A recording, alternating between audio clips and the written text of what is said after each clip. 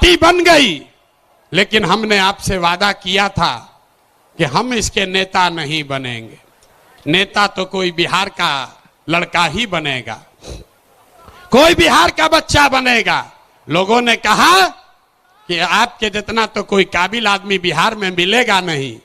हम आपको अभी दिखाते हैं, आपके मंच के सामने यही खड़ा करेंगे कि अब दल बना है और दल का नेतृत्व जिस व्यक्ति को दे रहे हैं, दल का नेतृत्व जिसको दे रहे हैं, कार्यवाहक तो अध्यक्ष जिसको नियुक्त किया जा रहा है, लेकिन 2 अक्टूबर को हमने आपसे वादा किया था कि दलित समाज का, हमने नहीं कहा था, हमारे सारे साथियों ने कहा था कि दलित समाज का कोई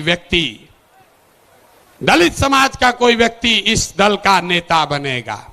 इसलिए नहीं कि वो दलित है, इसलिए नहीं कि कोई अति पिछड़ा है, इसलिए कि वो सबसे काबिल आदमी है जो दलित भी है।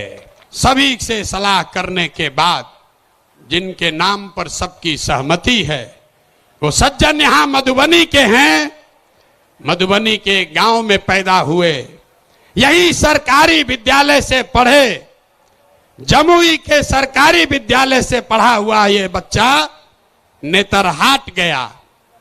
नेतरहाट से पास होने के बाद आईआईटी कानपुर गए और आईआईटी कानपुर से इलेक्ट्रिकल इंजीनियर बने।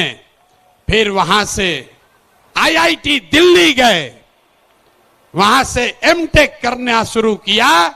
इसी बीच में इंडियन फॉरेन सर्विस में भी सेलेक्ट हो गए।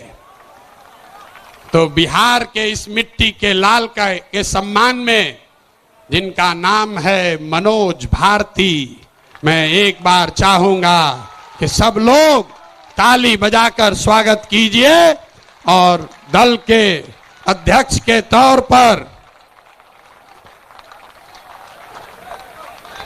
जोरदार ताली बजाइए।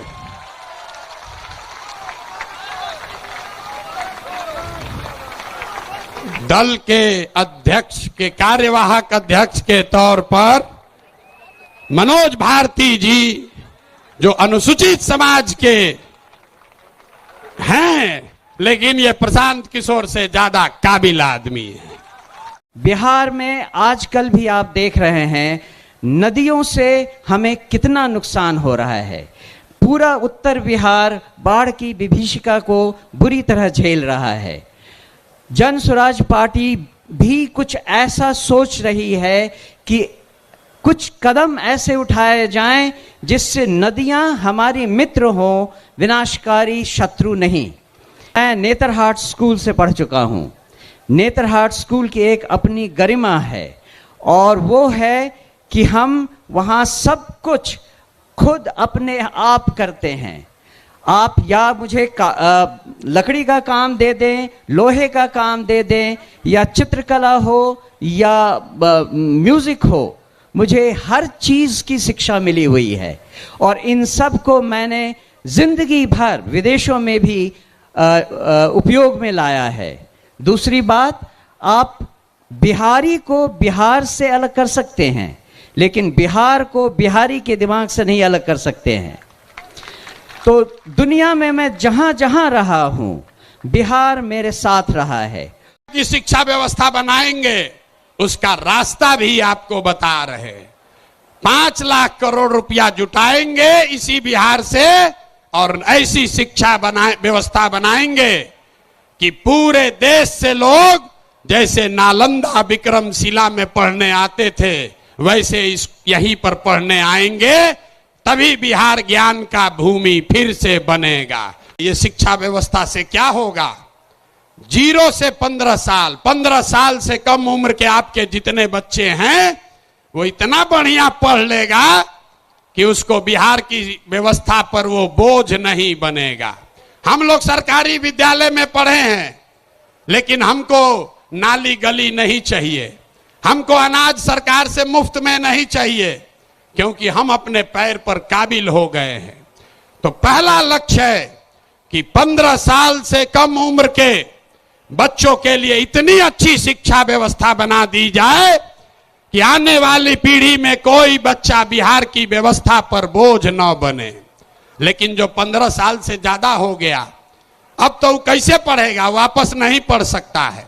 तो उसके लिए जन सुराज का दूसरा सूत्र है, 15 साल से 50 साल के उम्र तक के लोगों को जो फिर से वापस जाकर पढ़ाई नहीं कर सकता है, उसके लिए जन सुराज का मंत्र है, हर हाथ में उसको सरकारी नौकरी मिले या न मिले।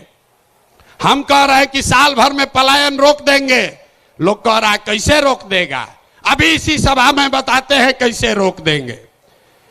जन सुराज का मंत्र है, सरकारी नौकरी मिले या न मिले, 10 से 12 हजार रुपया का रोजी रोजगार सबको मिलना चाहिए।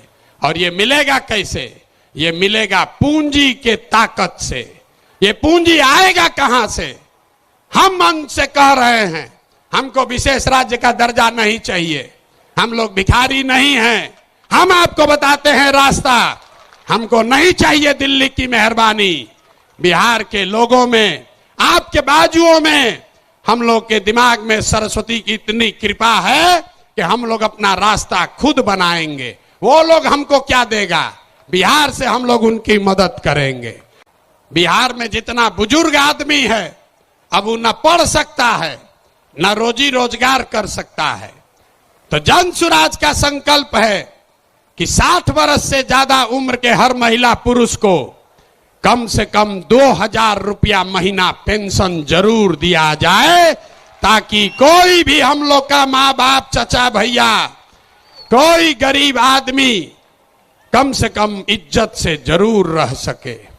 यहां समाजवाद की सरकार चली है, सामाजिक न्याय का बात हुआ है, लेकिन बिहार में 100 में 60 आदमी, 100 में 60 लोग भूमिहीन हैं, उनके पास जमीन नहीं है। पूरे देश में 100 में सिर्फ 38 आदमी के पास जमीन नहीं है। लेकिन बिहार में भूमि सुधार लागू नहीं होने की वजह से 100 में 60 आदमी भूमिहीन है। इसलिए जन सुराज का एजेंडा है कि अगर किसानों का जीवन सुधारना है तो सबसे पहले भूमि सुधार लागू करना है। और दूसरी बात, मजदूरी। खेती को, बिहार का जो खेती है वो खाने वाला खेती है, इसको कमाने वाला खेती अगर बनाना है तो लोगों को मदद देनी पड़ेगी। गांव देहात में हम लोग क्या कहते हैं? लोग कहता है कि भैया कटिया करने आए हैं, कमाने के लिए लुधियाना जाएंगे, रोपनी करने आए हैं, कमाने के लिए गुजरात जाएंगे। आदमी खेती करने आया है, कहता है कि हम खाने के व्यवस्था करने आए हैं, कमाने के लिए बाहर जाएंगे। तो इस व्यवस्था को बदलने के लिए जन सुराज का मंत्र है कि खाने वाली खेती नहीं, कमाने वाला खेती होना चाहिए। और जितने लोग खाने वाला खेती, धान गेहूं को छोड़कर बढ़िया सब्जी मसाला का खेती में जाएंगे, उसके लिए मजदूरी मुफ्त कर दिया जाएगा।